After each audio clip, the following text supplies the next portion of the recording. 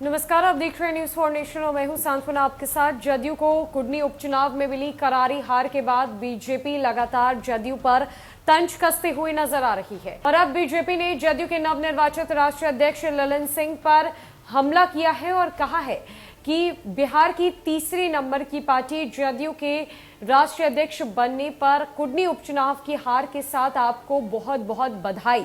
BJP के इस तंज से जदयू में बौखलाहट देखने को मिली, जहां बीजेपी लगातार जदयू को निशाना बना रही है और कुडनी उपचुनाव की करारी हार को लेकर ये बोल रही है कि बिहार में आने वाले दिनों के राजनीतिक संकेत है कि बीजेपी का बोलबाला बिहार में हर तरफ देखने को मिलेगा और जदयू पूरी तरीके से निचले पायदान पर आ जाएगी, जहां अभी जदयू बिहार में तीसरे नंबर की पार्टी बनकर रह गई है।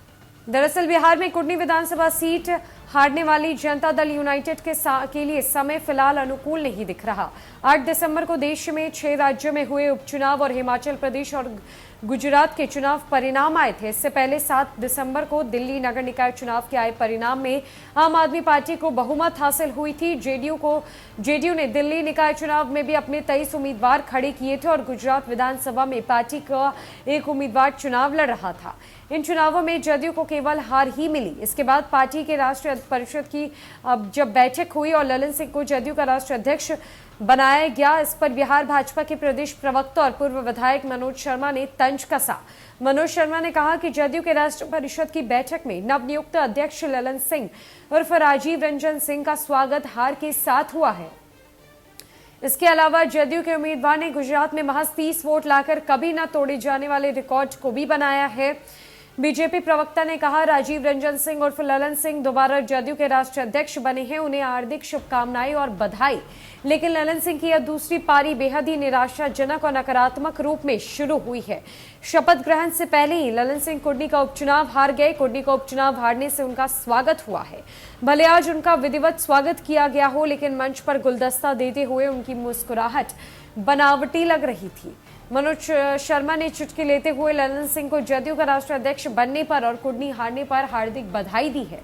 बीजेपी के पूर्व विधायक को प्रदेश प्रवक्ता मनोज शर्मा ने कहा कि जदयू बहुत ही गाजे बाजे के साथ अपनी राष्ट्रीय छवि बनाने के लिए दिल्ली एमसीडी का भी उन्होंने चुनाव लड़ा था। वहां जदयू ने 23 सीटों पर चुनाव लड़ा और उनके ज्यादातर कैंडिडेट को 500 से कम वोट मिले। मनोज शर्मा ने आगे कहा कि कीर्तिमान जदयू ही बना सकता है।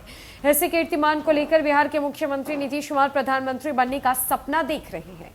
मनोज शर्मा ने कटास भरे लहजे में कहा कि जो दल दिल्ली एमसीडी चुनाव में एक सीट नहीं जीत सकता, वो विपक्षी एकता को मजबूत करके पीएम का उम्मीदवार बनने की लालसा करता है। चलिए, सपना देखने में कोई हर्ज नहीं है। बहरहाल बीजेपी के पूर्व विधायक प्रदेश प्रवक्ता मनोज शर्मा ने कहा कि गुजरात में भी जदयू ने जोर आजमाइश की थी, लेकिन गुजरात में जदयू के पक्ष में महज 0% वोट पड़े हैं। तो जदयू के कैंडिडेट को भारतीय इतिहास में सबसे कम वोट पाने का रिकॉर्ड बना है। जदयू के उम्मीदवार को तो महज 30 वोट मिले हैं। अब ऐसी स्थिति में जदयू के नेता देश में बीजेपी के खिलाफ देश स्तर पर मुहिम चला रहे हैं। उन्हें चाहिए कि पहले अपने आप को मजबूत कर ले। बिहार में 3 नंबर की पार्टी बनाकर अपनी पलटू रणनीति में सत्ता से बने हुए हैं, लेकिन सच्चाई यह है कि आने वाले समय में जनता उन्हें तीसरे नंबर पायदान से और भी नीचे उतार कर सबक सिखाने का काम करेगी।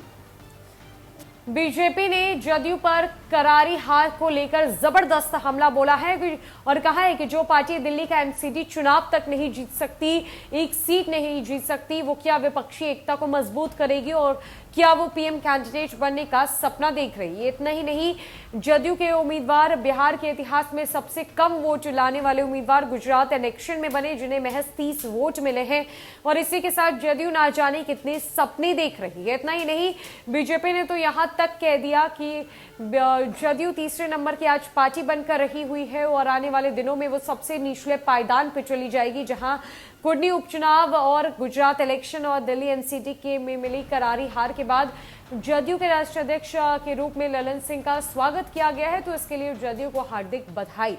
अब देखना यह है जदयू किस तरीके से खुद को मजबूती प्रदान करती है और आने वाले दिनों में जदयू की क्या कुछ रणनीति और राजनीति निकलकर सामने आती है। फिलहाल के लिए इस अपडेट में